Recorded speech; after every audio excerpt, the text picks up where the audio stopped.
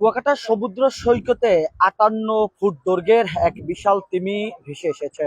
আমি বর্তমানে কুয়াকাটা সমুদ্র সৈকত থেকে যে ঝাউবন সংলগ্ন রয়েছে সেখানে অবস্থান করছি। আমি আপনাদেরকে দেখানোর চেষ্টা করছি যে কুয়াকাটা সমুদ্র সৈকতে সেই বিশাল তিমিটি ভেসে এসেছে। সেই তিমিটি দেখার জন্য কিন্তু বিভিন্ন যে আজকে যে কুয়াকাটা যে পর্যটক রয়েছে সেই পর্যটক তারাও এখানে অবস্থান করছে।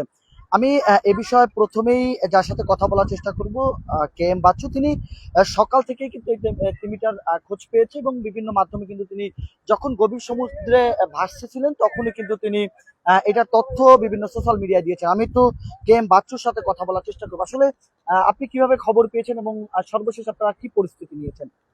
জি, ধন্যবাদ। আমি 9:30টার দিকে একটা কল আসে যে সমুদ্রের মধ্যে একটি ভাসমান অবস্থায় কিছু দেখা যাচ্ছে।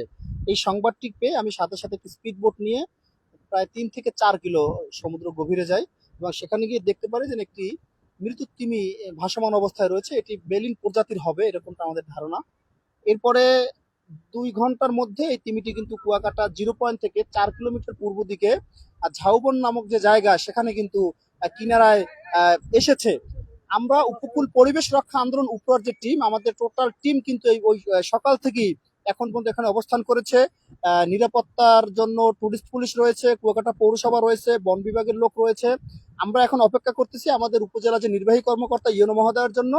স্যার আসার পরে আমরা এটার পরবর্তী যে পদক্ষেপ, অর্থাৎ এটিকে দুর্গন্ধ থেকে বাঁচার জন্য একটি নির্দিষ্ট স্থানে এটিকে মাঠে চেপা দেওয়া হবে এবং আমাদের একটি পরামর্শ থাকবে যে এটার কঙ্কালটা যদি সংগ্রহ করা যায় পরবর্তীতে একটি মিউজিয়াম করা যাবে, যেটা কুয়াকাটা আগত পর্যটকদের একটি দৃষ্টিনন্দন স্পট হিসেবেও কিন্তু এই জায়গাটা কিন্তু তুলে ধরা যাবে।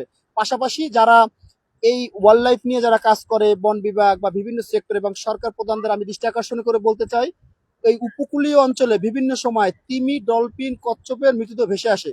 কি কারণে এগুলো মারা যায়, এই কারণগুলো যদি বের করা যায়, বিশেষ করে যদি স্যাম্পল সংগ্রহ করে রিসার্চের মাধ্যমে যদি এটা শনাক্ত করা যায় কিংবা সমুদ্র পানি গবেষণা করা হয়, যে কোনো ভাবে গবেষণার মাধ্যমে যদি বের করা যায় মৃত্যুর কারণ, হয়তোবা কিছুটা হলেও মৃত্যুর হার কমানো সম্ভব হবে। আমরা শেষ তিমির কথা বলি, এর আগেও এই এই এই যে লোকেশনে আমরা দাঁড়িয়ে আছি এখান থেকে মাত্র অল্প একটু দূরেই কিন্তু আরো একটি 36 ফিট লাম্বার একটি এই বেলিন প্রজাতির তিমি কিন্তু আসছিল, আমরা মাটি চাপা দিয়েছি। এর আগেও 2016 সালে একটি তিমি উঠেছিল, সেখানে আমি যে দাঁড়িয়ে কথা বলেছিলাম সেই ছবিও মানে আমার সাথে এখন আর মিলবে না। এর আগেও একটা আসছিল এবং সর্বশেষ 3 নদীর মোহনায় একটি জীবিত অবস্থায় আসছিল আহত হয়ে। আমরা কিন্তু সেটিকে উদ্ধার করে আবার গভীর সমুদ্রে ছেড়েছি। যেহেতু কুয়াকাটার উপকূলীয় জায়গাটা এই জলজ প্রাণীদের জন্য একটি জায়গা এখন দেখা যাচ্ছে, কারণ সেক্ষেত্রে হচ্ছে এইগুলো নিয়ে আমার মনে হয় যে আর একটু বড় পরিসরে কাজ করা উচিত এবং আমাদের এইখান থেকে মাত্র 70-80 কিলো দূরেই রয়েছে আমাদের সোয়াস অফ নোগ্রান, অর্থাৎ বিশ্বের 4টা যে গভীর গিরিখাত এর একটা কিন্তু আমাদের বাংলাদেশে সোয়াস অফ নোগ্রান। সেই সোয়াস অফ নোগ্রানটি কিন্তু এই তিমি এবং বড় বড় যে জলজ প্রাণীর আবাসস্থল এবং প্রজনন কেন্দ্র, সেই জায়গায় যখন বাংলাদেশের বিভিন্ন জায়গা থেকে এক রাষ্ট্র থেকে আরেক জাহাজগুলো চলে, বড় বড় পপুলারের আঘাত সেখানে লেগে এটা মারা যেতে পারে। বিভিন্ন জিনিস আমরা ধারণা করি, তবে প্রপার আসলে আমরা রিসার্চ ছাড়া বলা আমাদের পক্ষে সম্ভব না। আনুমানিক এটি কয়টায় কিনারায় উঠেছে? আপনি যখন দিয়েছিলেন তখন 9টার সময় আমরা বিভিন্ন ভিডিওর মাধ্যমে দেখেছি যে বিভিন্ন জায়গা থেকে গভীর সমুদ্রে ভাসছিলেন, সেটাকে দেখভাল করছেন। আসলে বিষয়টা কোন পরিস্থিতি কিন্তু এখন পর্যন্ত এটা দেখভাল করছে এবং এই জায়গাটি আপনি পরিদর্শন করেছেন। আসলে সর্বশেষ আপডেটটা কি এখন, এটাকে আপনারা কি? ধন্যবাদ আপনাকে।